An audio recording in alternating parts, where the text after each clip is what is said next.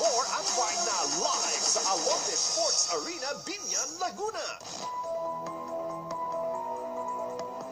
Sa tingin mo ba nandito ka sa PBB dahil naawa ang mga tao sa'yo? Yes. Ang resulta ng iyong sagot ay? Bakit sa tingin mo naaawa ang mga tao sa'yo? Siguro yung kabaitan ko po, at saka pagiging ano ko po sa pamilya ko po. Kaya po kung pumasok dito po, naawa din po sila sa akin na siguro gusto nila din pong tulungan din nila ako na makatulong din sa pamilya. Nagpapaawa ka ba sa mga tao? Hindi naman po, kasi yun lang po talaga yung totoong pinagsabi ko po na hindi din po ako gusto ng alin. Eh, yun po yung real ko po, life na Yan ang mahirap sitwasyon po. talaga ng buhay niya. Kung ako po, nila gusto nila pong tulungan, magpasalamat po ako. Kung hindi, okay lang po. Napakalaki kasi ng pamilya mo. Minsan ba iniisip mo na sana konti na lang kayong magkakapatid? Yes or no? No.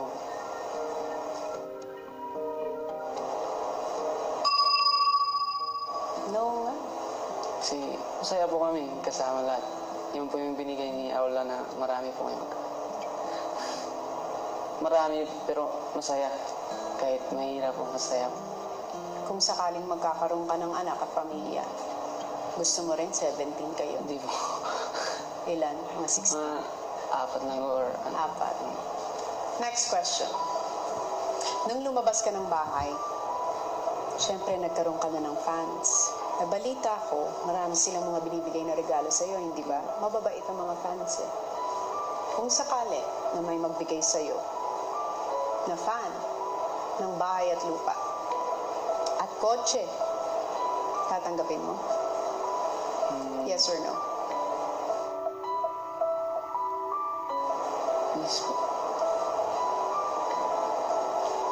Ang resulta ng iyong kasagutan ay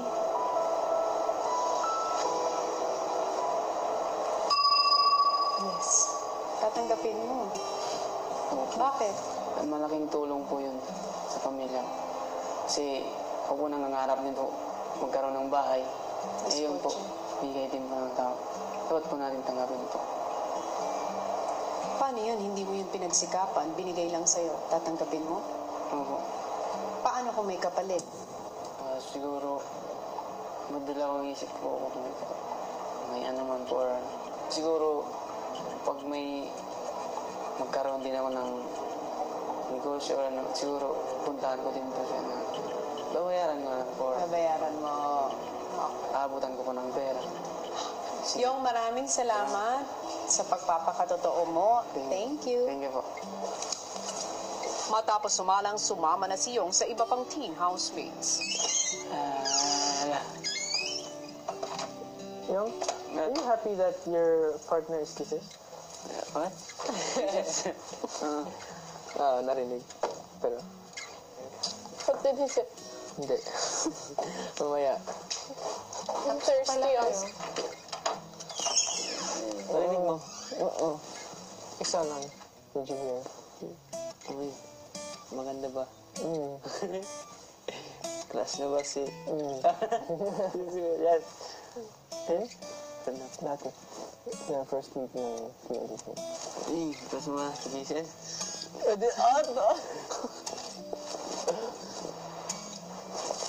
Kung nakakapag-relax na ang team, sunod namang sumalang si Cora.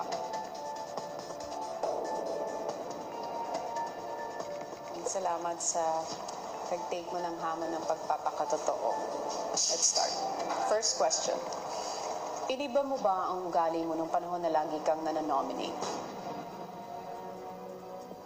Yes. Ang resulta ng iyong sagot ay?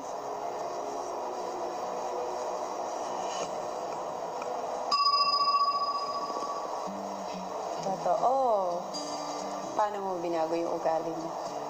Hindi na ako naging masyadong loner.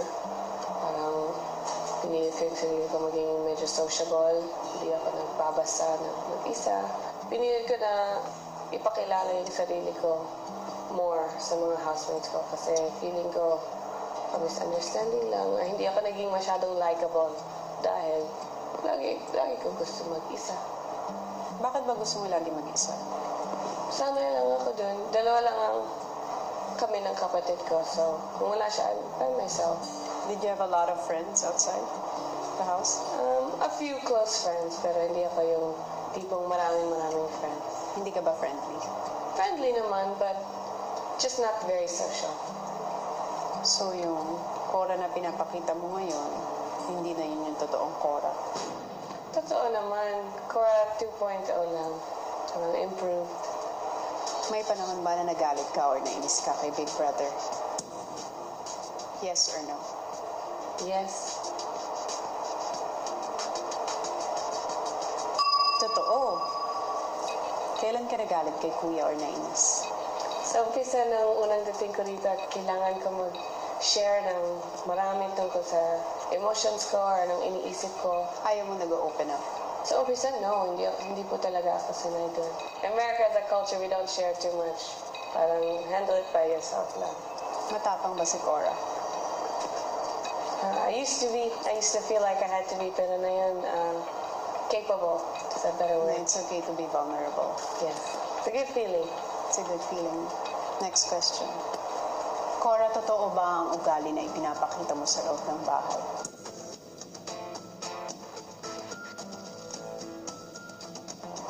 Yes. Let's wait for the result.